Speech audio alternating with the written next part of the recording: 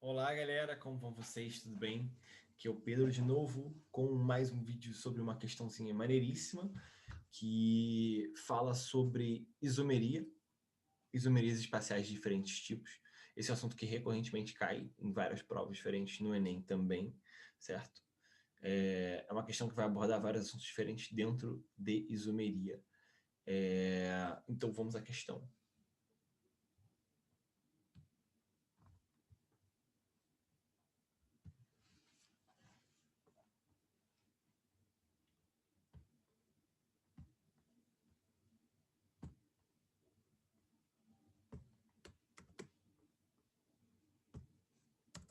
Então, essa questãozinha 6 aqui da Unirio, certo?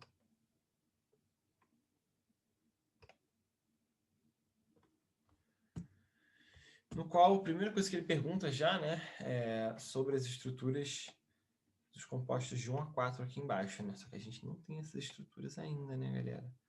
Vamos ter que desenhar essas estruturazinhas aqui. Então, vamos lá, eu não consigo colar elas. Não consigo. A primeira estrutura, essa aqui, ó.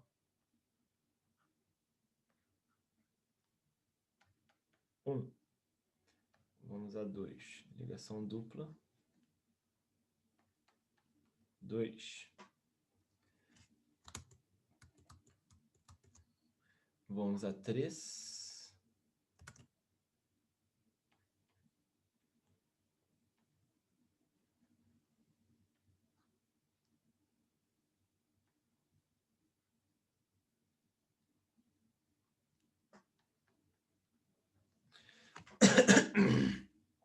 E a 4.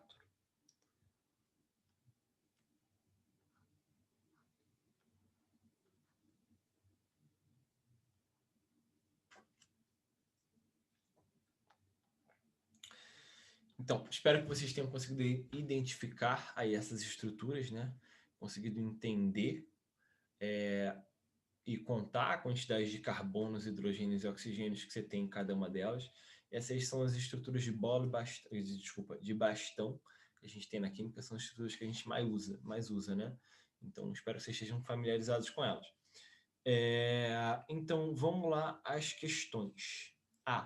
1 e 2 não possuem isômero geométrico. Tá, o que é isomeria geométrica, gente? Isomeria geométrica é o seguinte: geométrica cis trans. Lembre-se disso, cis trans. Opa. Eu quero dizer que isomeria geométrica é isomeria cis trans. Quer dizer que você pega o 1 ou o 2 e você transfere um dos lados dele para o outro e vê o que acontece, se aquilo tem um isômero ou não. Tá? Vamos ver, por exemplo, o número 1. Se a gente pega a cadeia dele e muda de um lado para o outro. Aqui, ó. O 1 está aqui. Se você pega e inverte a cadeia dele com a de baixo com a de cima, vai ficar desse jeito aqui, ó. Certo? Repare bem, isso daqui é a mesma coisa que está ali. Então, isso daqui deveria ser o isômero cis ou trans dele, mas é a mesma coisa que ele mesmo. Então, ele não tem um isômero geométrico ou cis trans, tá? Vamos agora fazer isso, a mesma coisa com a 2. Opa, isso aqui é ela mesma, né? Vamos inverter. Ela invertida, tá vendo? Ó, que mudou qual é a orientação da molécula. Agora vai ser uma molécula diferente. Isso aqui é diferente da estrutura 1. Tá? Então, sim, isso aqui de fato é um isômero geométrico. Então, opa, 1 não, 2 aqui, né? Então, sim, ó, o 2 tem um isômero geométrico. Isso aqui essa opção está incorreta, tá? Então, lembre-se, quando falar de isômero geométrico, isomeria cis-trans, para que você tenha a isomeria cis-trans, você tem que ter 1, 2, esse aqui é diferente desse, tá? E esse aqui é diferente desse aqui também. Por quê? Porque se esses dois aqui, como é o caso da estrutura 1, forem iguais, quando você inverter, vai dar a mesma coisa. Tá? Então, essa é a condição básica para a isomeria cis-trans, isomeria geométrica. 1 e 2 são isômeros de função. Gente, qual é a função do 1 e do 2? A função deles é a função mais básica da química, né? Que é a função hidrocarboneto, certo? Então, ambos são hidrocarbonetos.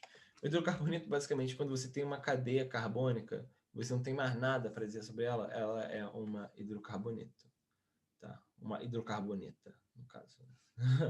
Então, eles têm a mesma função, então eles não são isômeros de função, porque senão eles teriam que ter funções diferentes. Tá? Então, isso aqui está incorreto. Beleza? Vamos para 3, a C, né, no caso. 2 e 3 possuem tautômeros. Gente, o que são tautômeros, né? Se fala aqui. Vamos colocar aqui do lado, tautomeria. Tautomeria acontece quando você tem a mudança de uma posição de uma ligação dupla que traz uma alteração na disposição de um hidrogênio. Eu sei que o que eu falei agora soou altamente incompreensível, mas repare só, tipo o seguinte, olha só. Temos, por exemplo, a tautomeria cetoenólica. Olha só, você tem isso aqui, ó, ligação dupla aqui, você tá vendo? Isso aqui é um enol, tá vendo? Enol, tá? Essa é uma função enol. Se você pegar e passar essa ligação dupla pro oxigênio, olha o que vai acontecer. O oxigênio aqui ficou com a ligação dupla e esse hidrogênio veio para cá, tá? Ele veio suprir esse espaço que foi liberado para a ligação dupla no outro carbono, tá? Ceto. Vou colocar aqui ceto de cetona, tá? Mas não precisa ser só exatamente cetona, não. Então, por exemplo, um tipo de tautomeria é a tautomeria cetoenólica. Tem outros tipos também, tá? Para você ter esse tipo de tautomeria, você precisa de quê? No mínimo, gente, você precisa de um átomo de oxigênio, certo? E uma ligação dupla nesse oxigênio ou do lado desse oxigênio. Nesse caso aqui, ó, na molécula 2, a gente não tem esse átomo de oxigênio.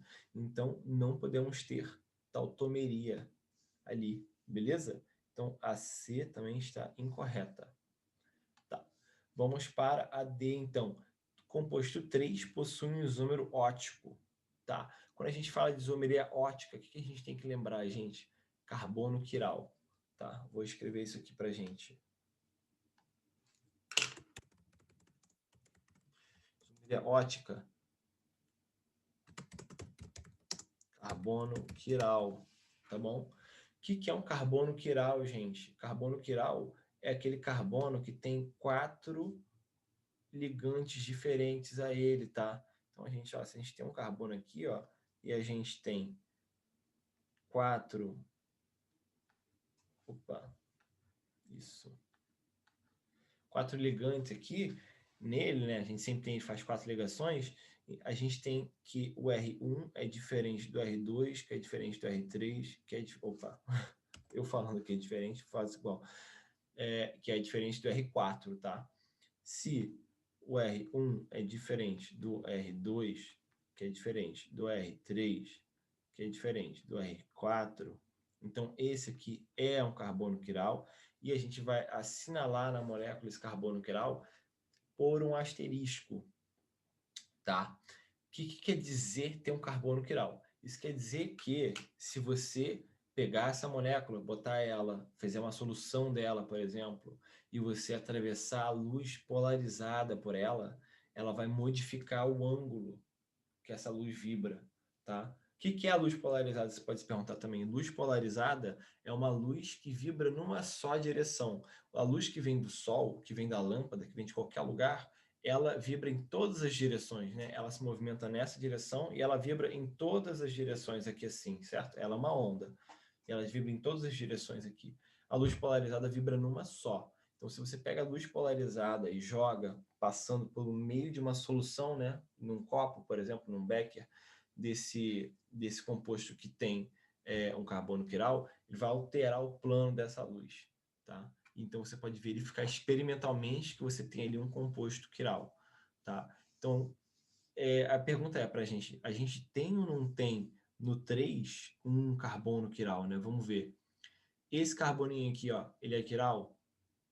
Não, ele não é. Por quê? Porque ele faz duas ligações com o mesmo oxigênio. Então, a gente tem, por exemplo, o R1 e o R2 dele são iguais. Então, ele não é quiral. Esse outro da ponta aqui, ele é quiral? Então, o que acontece? A gente tem ele ligado a um OH, ao resto da molécula, e a dois hidrogênios. Como esses hidrogênios são iguais, seria como se, por exemplo, o R1 e o R4 fossem iguais. Então, ele não é quiral. Agora, vamos ver esse carbono aqui do meio. Olha só.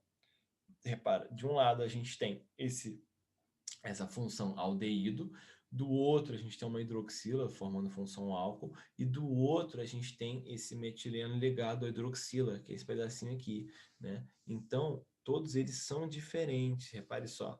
Eu vou até desenhar aqui para a gente ficar de olho nisso. Aqui a gente tem um hidrogênio, tá? Esse pedaço aqui, ó, é um, esse é outro, esse aqui é outro, esse aqui é um outro, tá? Então, esse aqui é um carbono quiral. Os 4 ligações dele são feitas com radicais diferentes, tá? Então, essa daqui está certa. Essa opção está correta. Vamos só verificar por que a E está errada, então, né? 3 e 4 são os números de cadeia. 3 e 4, esse cara daqui e esse cara daqui. O que acontece? Para ser isômero de cadeia, a gente não poderia ter uma alteração, por exemplo, na função química. Porque quando a gente fala de isomeria de cadeia, é que nem você pegar e simplesmente tirar uma pecinha e botar em outro lugar, certo? Sem mudar mais nada da molécula. Não muda a função química dela, de fato, certo? Só o que acontece? Nesse caso aqui que a gente tem dessas moléculas 3 e 4, a gente tem uma alteração da função química, certo? Nesse caso daqui, ó, a gente tem uma cetona, na casa 4 a gente tem uma cetona, enquanto que na estrutura 3, qual é a função química dela? Quer dizer, tem mais de uma, certo? Mas vamos falar de qual a função química que muda, né? A gente tem um aldeído aqui, tá? Então, a gente tem duas funções químicas diferentes para cada uma delas. Isso é mais importante do que essa mudança na cadeia, que, aliás, nesse caso também não muda nada, né? Você está vendo que a cadeia ficou a mesma coisa. O que mudou foi a posição desses oxigênios dessa carbonila. Então, essa opção também está incorreta. Vou fazer um grande X vermelho aqui para indicar isso, certo? Então, a opção certa é a D. Pode ver ela no gabarito da lista, lá na descrição, que é essa mesmo. E é isso, questão fácil, questão bobinha, rapidinha de fazer. Quando você pega a manha dela, é chuchu, tá bom? Então, espero que vocês tenham aproveitado. Obrigado por estar vendo esse vídeo, pela atenção. Se tiverem qualquer dúvida, manda pra gente. E até a próxima. Bons estudos. Beijinho.